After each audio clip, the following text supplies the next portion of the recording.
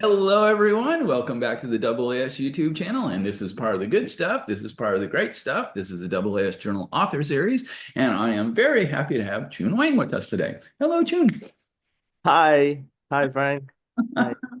Very cool. And it is January 21 of 2025 as we record this. And Chun, what's your geolocation? Where are you at? Yeah, I'm now in St. Louis. St. Louis. All right.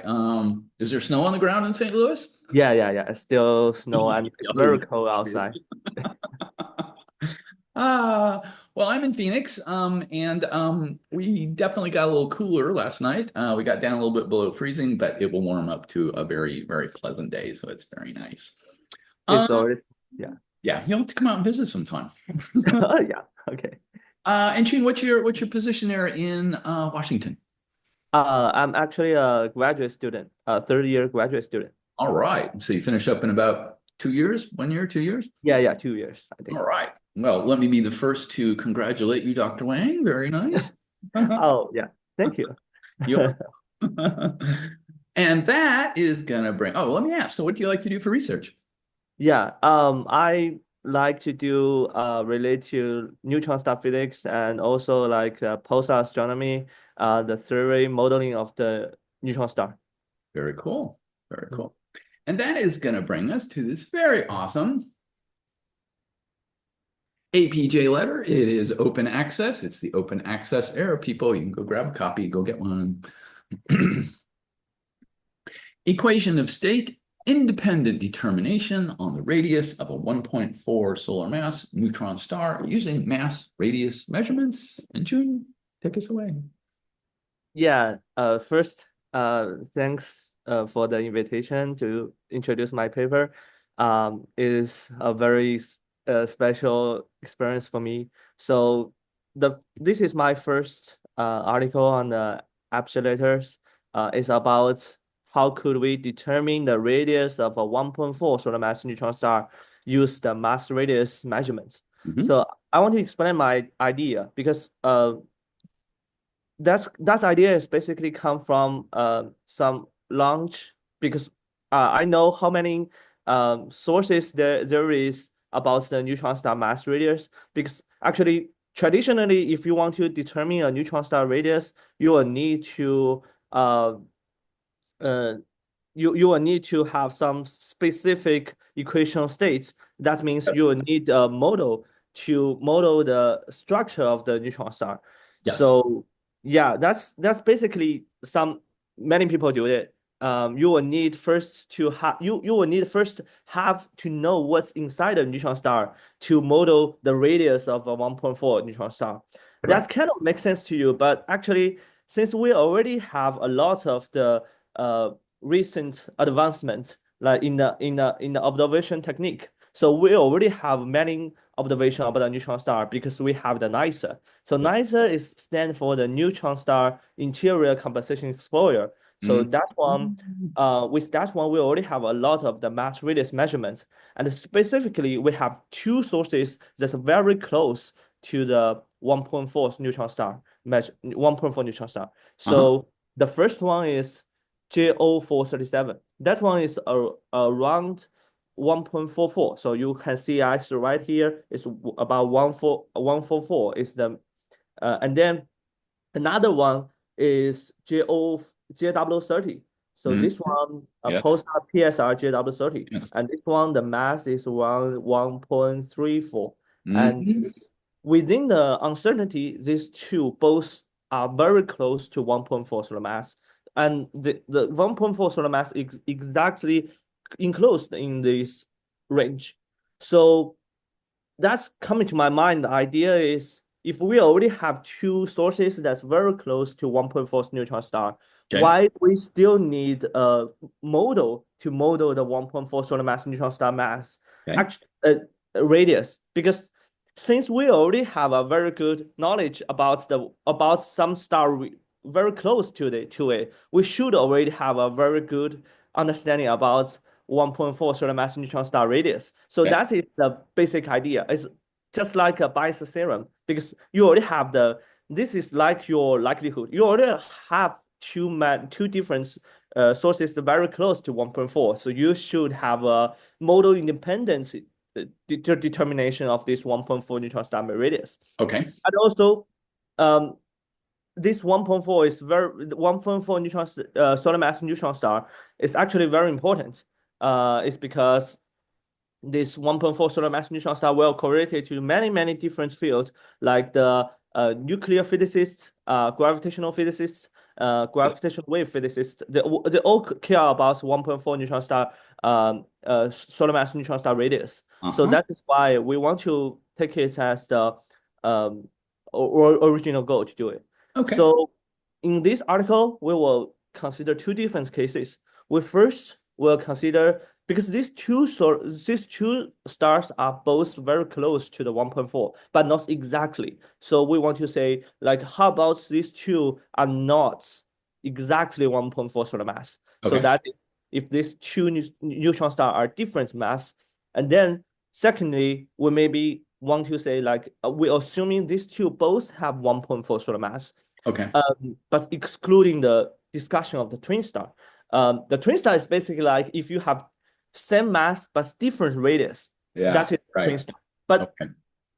the twin star case is hard to discuss here in our discussion. We cannot combine the information of these two, so that is why we exclude the twin star cases. But maybe twin star cases could be done in different way and in the future. So that is for the future direction. But here we explicitly said we exclude the discussion about twin star. Yes. Okay. I'm Yeah. with you. Yeah. And then um I will keep the and then I think we maybe can dive into the method, how we can do Okay. that. Let's do that. Um, yeah, actually, this method is very simple. So that is why I think many people will be interested on that because and I'm surprised that no one have proposed that before, because that's actually a very simple methodology. Okay. So if you have two different measurements, JW30 and JO437, that's very close to 1.4 solar mass, but not. But in the first scenario, we want to say that what about they are not the same star, so they are different star, so they will be different mass, different than the 1.4. So they are not exactly 1.4 solar mass neutron star. Right. How to determine the 1.4? The Okay. only way to determine is I think is maybe about you can do a linear interpolation of these two sources. So if you pick 1 point from one measurement Okay. and pick 1 point from another measurement and Yes. connect them, if one of the points is larger than 1.4, one of the points is smaller than 1.4, then you do a linear interpolation, Okay. you can determine what is 1.4 solar mass neutron star in between of these two masses, because you have the uncertainty of these Yes. two neutron star measurements. Uh-huh. So you can basically based on your uncertainty to generate points from that. So Okay. that is what I goes to, like I said here, we generate 10 to 6 random samples from the two different measurements.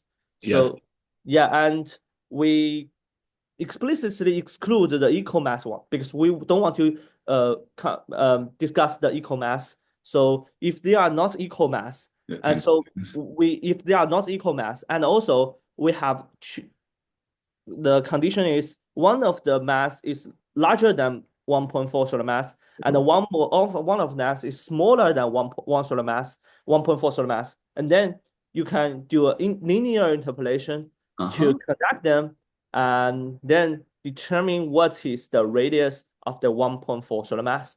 So Okay. basically, it's Excellent. like that. It's a very simple idea, and you can Yes. randomly pick a lot, many, like 10 to the 6 different samples, and you will finally get a distribution about the 1.4 solar mass neutron star radius. Okay. So that's purely based on how the uncertainty, what is the uncertainty of what are the uncertainties of these two sources, Yes. and what is the central value. So it's already embedded all of the information about these two measurements, and it's totally model independent. The assumption here is we assume that the 1.4 solar mass is the linear relation. So like so the Hmm. so because we use the linear interpolation between 2 points. That means we assume that they are linear, but Sure. actually, but we think in this regime, this is a very good assumption because Okay. these two mass is very close. So if we just treat these two as a very as a linear interpolation, it's already good enough, and we can Okay. argue it for the two in a follow section. Okay. Mm, I'm with you. Good. Yep. Okay. And then in the second scenario, we go to the second scenario, we consider these two have a same mass as 1.4 solar mass. And that Okay. um will like if we so how could we say that if we have two mass radius measurements and we say they have same mass Yes. and that mass is exactly equals to 1.4 solar mass. So Yes. we only have two variables, the R1 and the R2. And Yes. that's what represents the radius of the JW30 and the JO37. We can use these two to do a Bayesian inference. That's Okay. very easy because we can first give a prior. The prior is uniform from 6 to 16. That is your basic knowledge about the neutron star radius. And then you use that measurement as a likelihood to determine these Yes. two radius. But this likelihood is kind of is defined like how about the mass is equals to 1.4 solar mass. So that is the conditional likelihood. You Yes. first define that mass is equals to exactly 1.4 solar mass, and Yes. then define the likelihood. Then Okay. you can times this two times the likelihood with the with the prior, and then you Uh-huh. can guess the posterior distribution of the R1 and R2. So that is basically everything. And the next step is we have the condition. The condition is we assume these two have the same radius, have No. a same Okay. mass, sorry, same mass. Yeah. So Yeah. same mass as 1.4 solar mass. Yes. So we still need a factor about that condition to say how precise our assumption is. So like and Okay. what is the possibility of these two neutron star be exactly 1.4 solar mass? Right. So Okay. that is the factor here. We said the M1 equals to 1.5. What is the possibility of the M1 equals to 1.4 solar mass? And what is the possibility Mhm. of the M2 equals to 1.4 solar mass? Uh, Yes. yeah, that represents the likelihood of the star have exactly 1.4 solar mass. Yes. That's give you the idea, and this will be a total Bayesian inference. Okay. Yeah, Cool. and we can use that. We use the inference software to do the inference. And also we take all of the our algorithms we already implemented in our package. That package is developed by me and my collaborators. That is a compact objects package. That package is open sources on the Cool. GitHub. You can see it. It's basically about the Bayesian inference, everything about the neutron star physics. Okay. Yeah, yeah. Then we can just do the calculation and get the posterior distribution of them. Yeah, we want to comment. We want to comment about these scenarios because for the first scenario, you will say we only consider two different sources, and we only use the limitation. We only use the linear interpolation approach. We Yes. how it's challenging to extend this one to third sources. So if you have three different sources or four different sources, how could we implement that? Yes. That is something we didn't discuss here because we Okay. only have two sources now. But in the future, if you have more, how could we Yes. implement this method? Right. I think the possible way is we can, if like for example, if we have four different sources, we can have two and two as a pairs and Yes. do the methods individually determine the 1.4 solar mass neutron star radius, and then we can combine the information by do the method two because we already know that Okay. these two are 1.4 solar mass neutron star radius, and then we can combining them by the method by scenario two. Yes. So by the inference method. So yeah. So basically that is what I'm proposing here, but I never do that. In the future, I will do that. So We'll come back to This is that. yeah. So in the future, I will do that. So, but now we just strict us on these two different sources, and we Okay. still commenting on since we already said that this is your equation state independent, it's model independent, but there is still some residual independence, residual dependence about these two methods. The first thing is Yep. the the first thing is the mass radius we use here is the nicer data, and the nicer sometimes nicer still be criticized that have some residual equation states Sure. model dependence. So that could be the model dependence aspect of us is because our data is maybe model dependent. But With you. another thing is maybe the equation states, and also we exclude the discussion about twin star. And twin star is a case that when you have very strong phase transition. So that's one we also excluded. So Okay. we just discuss the model without very strong phase transition. And Yes. also we cannot avoid the dependence from the data itself. Yes. Okay. Okay. So I'm then we with you. want to discuss the implemented data. Cool. So in this letter, we have two different sources, JO437 and Yes. JW30. Mhm. For JO437, that's a very new observation. We use that from NICE observation reported by the NICE group.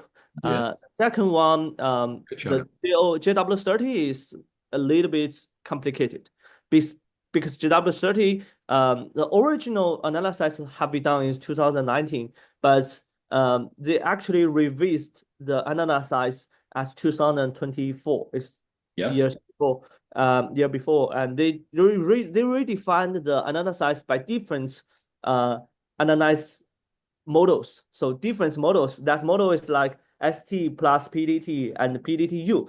I will not explain the details, but basically it's the hotspot model of the neutron star, Yes. and that's related to the how they produce that data. Correct. So they use different model to do it, and actually different model produce a very different result. Yes. So a very different result about 1.4 solar mass neutron star radius. So that's one. That is why I want to discuss it. So we want to discuss different choice of the neutron star, different choice of this hotspot model Yeah. about the Good. JW30. So we've picked three different cases. ST plus PDT. This one, this set is will be more close to the gamma ray emission. So ST-PDT, that's good. And then we want to do the PDTU. Uh-huh. The PDTU is and the PDTU have a larger biasing evidence. So that's why we want to use it. So also we want to use STU, but it's not showing here. It's in a later. Right. So yeah, in a later we will also show another method. So it's basically all of the method Yeah, the only three ways you in that combine. paper. Yes. Yeah. We want to complete the discussion. Yes. Yeah, okay. And then Okay.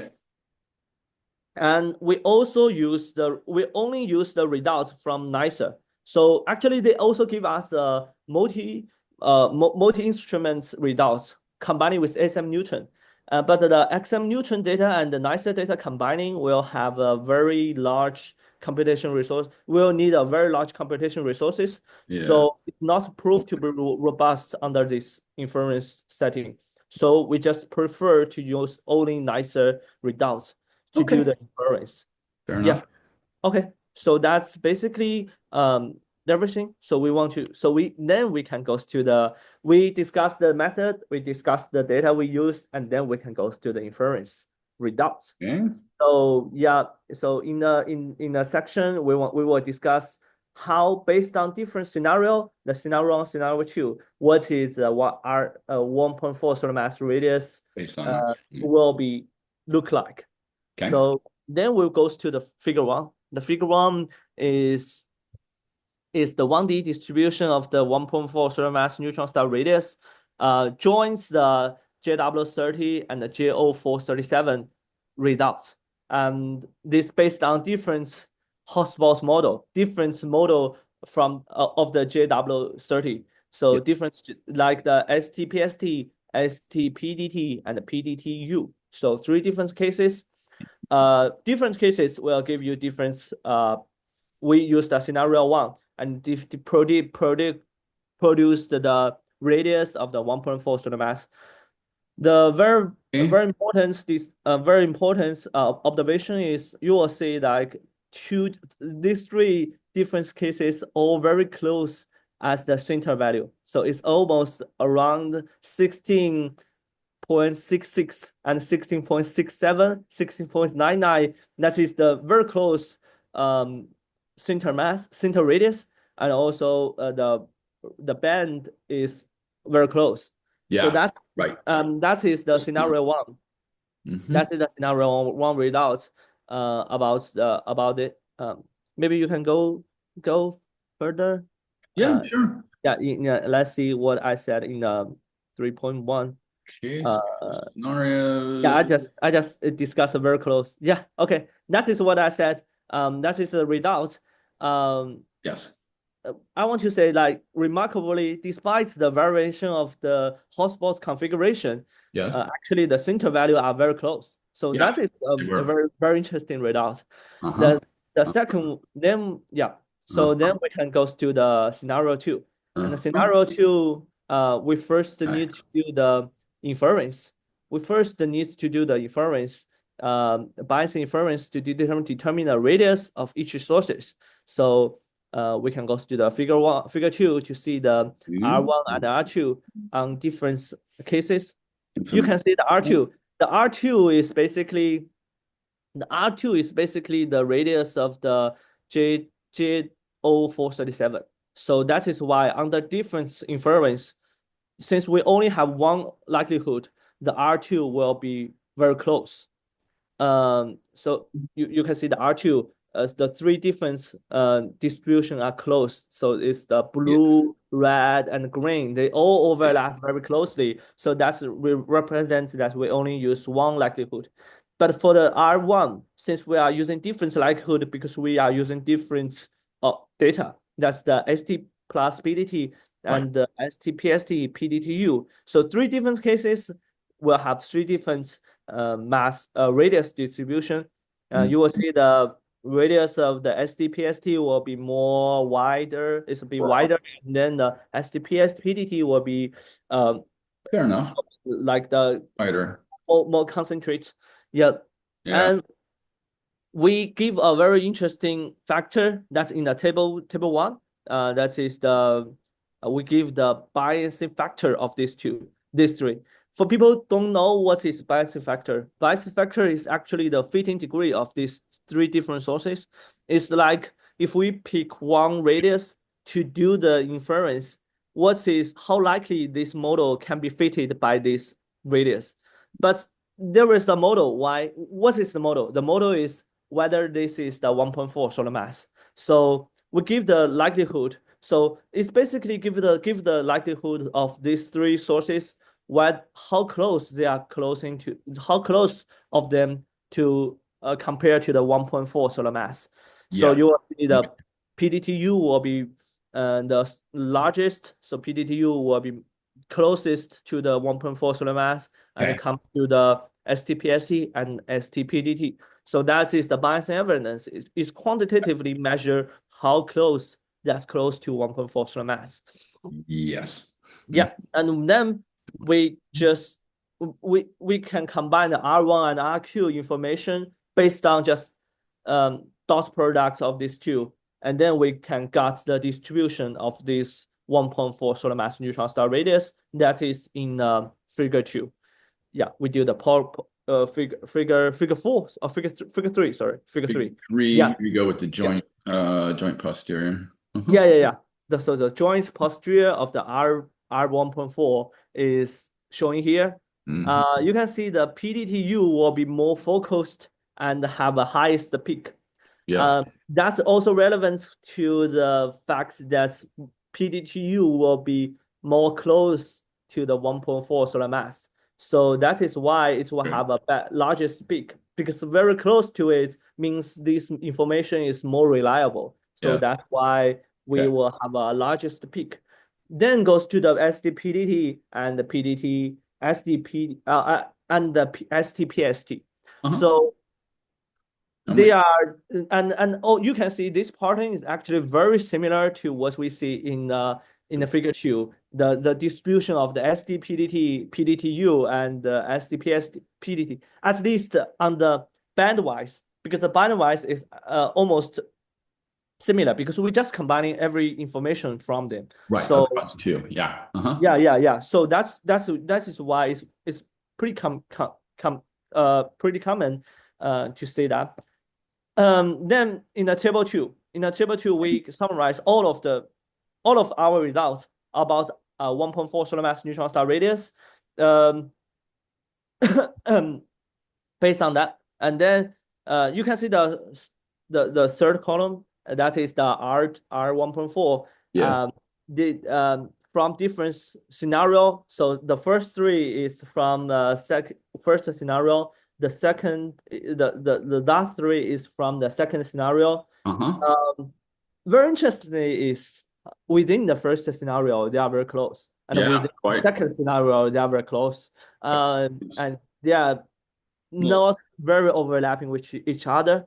right. And Shifted. we use the universal relation to actually compute another very interesting result that is tidal deformability. Because the Mm-hmm. tidal deformability is very related to the gravitational wave people. And Yes. gravitational wave people were very interesting to see the 1.4 neutron star radius tidal deformability. So that is what I'm showing here, the Or, tidal deformability. yeah.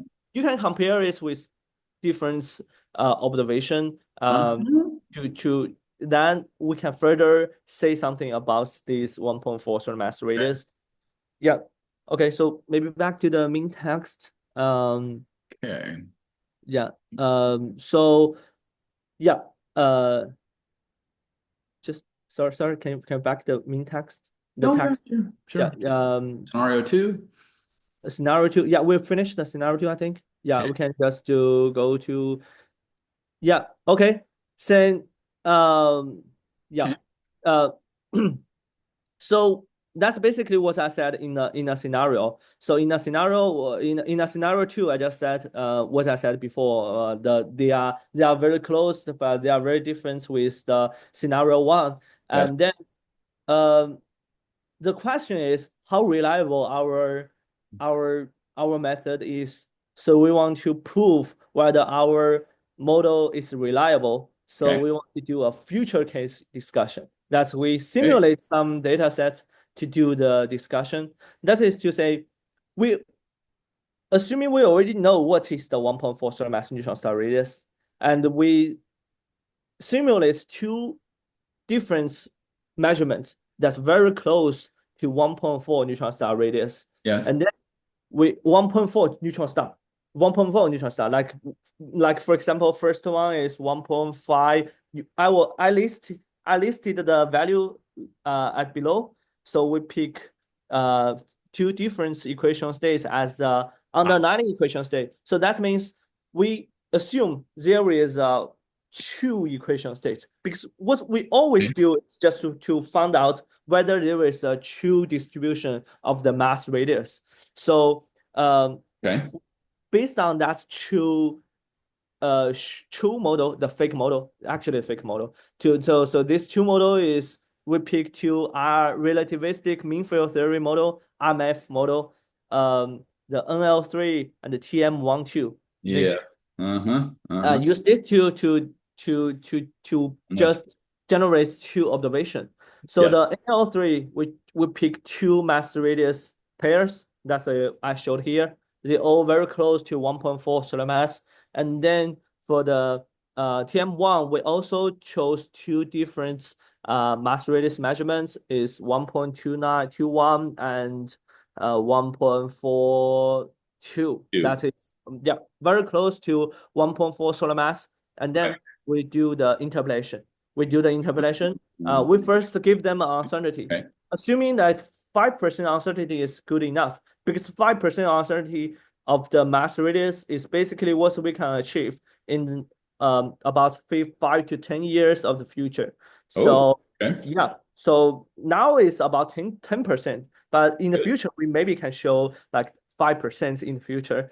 So that is the best cases. And in the 5% uncertainty to determine these two, we simulate two cases, and then we can do the first. You can use the first method to do the interpolation. Yes. You will see it in the figure.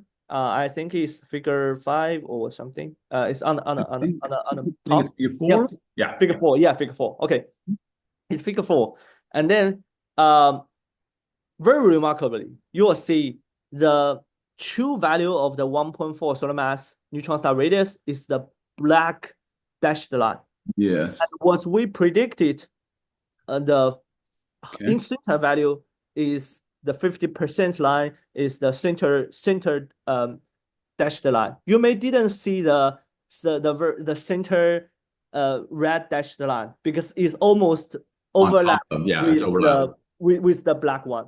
Yes, I'm So with you. Hmm. yeah, that's very remarkable. That means from our model, if there is equation states, there is a good R 1.4, we can really recover it based on our Either, yeah.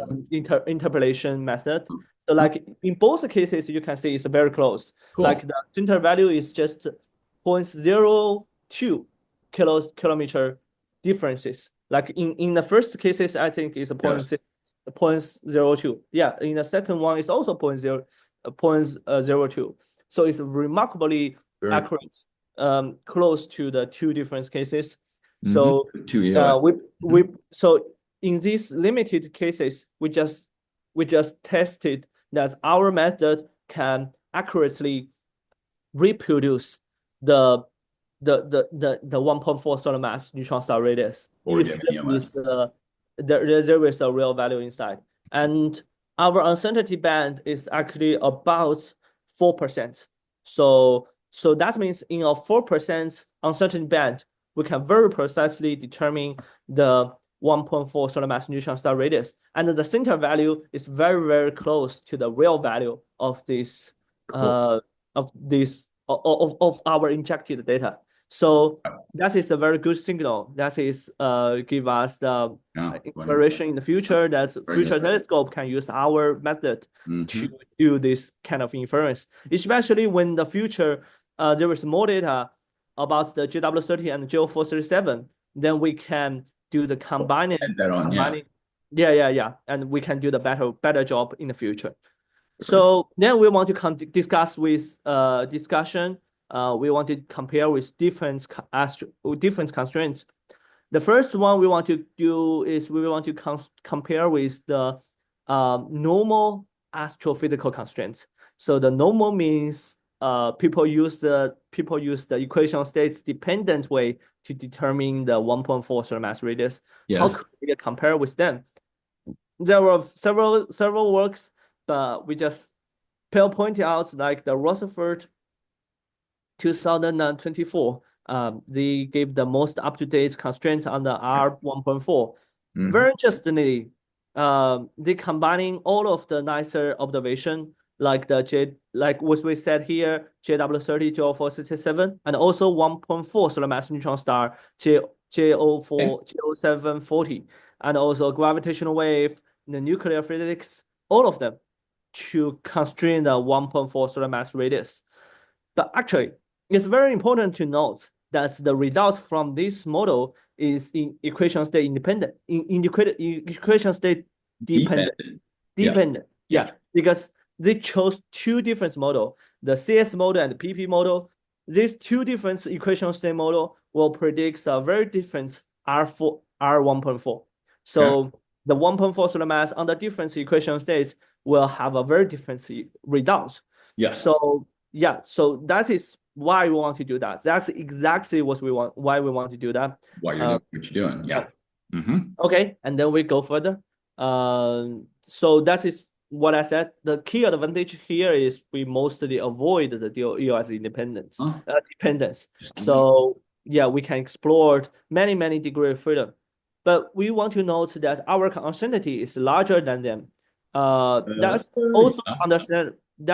understandable because we give a more conservative estimation, and our model didn't incorporate the multi-messenger things. We didn't incorporate Right, like right. All the you use is nicer data. Uh-huh. yeah, we only use two nicer sources, and we didn't use the GW events, also the nuclear There's constraint.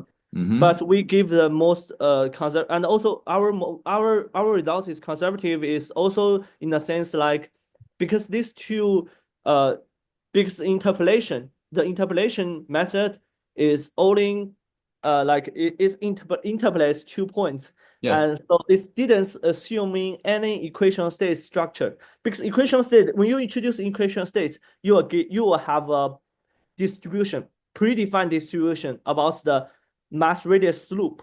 But Uh-huh. the slope here is totally defined by the data itself. So we just didn't include any information of the mass radius slope.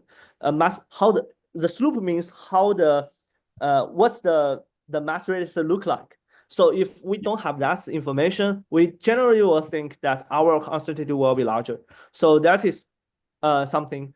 And then in my paper, also in still in that page, yeah, in comparison with the posterior from another observation, another work like my doing is that work is still in preparation. I will publish this very soon. That one is predicted that when we include the phase transition, what is the R1.4 will look like. So if you include the phase transition, the R1.4 will be 12.32. And if you didn't include the phase transition, the the Okay. the the the radius will be Okay. 11.92. Yeah. So with and without phase transition. So Mm. things like our model will more consistent with the without phase transition model, without phase transition discussion.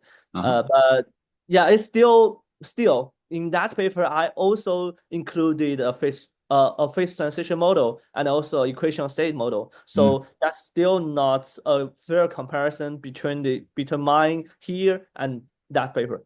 Yeah. So yeah, and then we goes to the 5.2. We said that 1.4 solar mass neutron star radius actually very relevant to the nuclear people. So nuclear physicists also have their own prediction about the 1.4 solar mass radius. For example, from the C-RAX and the P-RAX experiments, Right. they actually determined the 1.4 solar mass neutron star radius. They Mm. can do some kind of translation, but that's one also related to, from my knowledge, is also related to the equation states.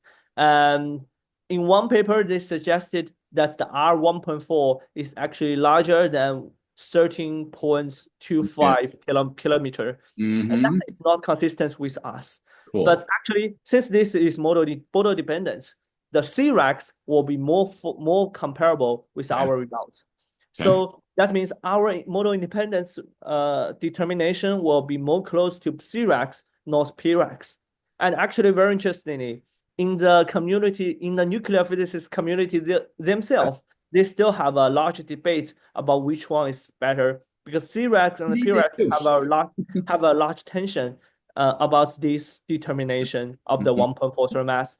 And we just said we prefer C-RAX, and how about them? I don't know. So they maybe will go in the future to say which one will be better in the future. But now we said Both. we like C-RAX better. Okay. Um, we also can compare it with the tidal deformability Both. from the Both two. GW17 ON70. Uh-huh. That is the remarkable thing, because Yes. GW17 ON17 give you the reported the lambda 1.4 about like nine Mm. Four. Mhm. yeah 190. That's something, but it's a very large uncertainty. And Yeah. our model is Agreed. actually comparable with them, and it's largely consistent in this range. So, and actually, our model is very close to the GW17 or 70 reported results. Is much closer. So we think our is consistent and it's very reliable, especially you consider it What?